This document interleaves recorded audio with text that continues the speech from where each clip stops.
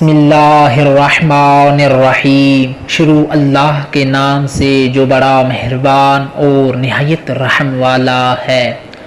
میرے معزز اور محترم سامعین، السلام علیکم ورحمۃ اللہ وبرکاتہ۔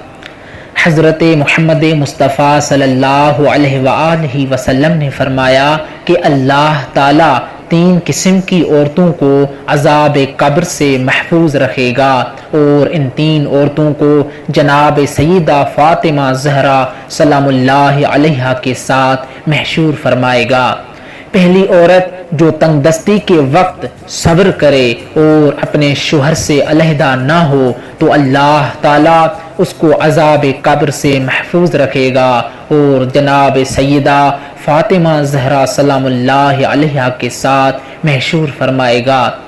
اور دوسری عورت جو اپنے شوہر کی بد اخلاقی پر بھی اس کا ساتھ نبھائے اور طلاق کی درخواست نہ کرے تو اللہ تعالیٰ اس عورت کو بھی عذاب قبر سے محفوظ رکھے گا، اور جناب سیدہ فاطمہ زہرا سلام اللہ علیہا کے ساتھ محشور فرمائے گا۔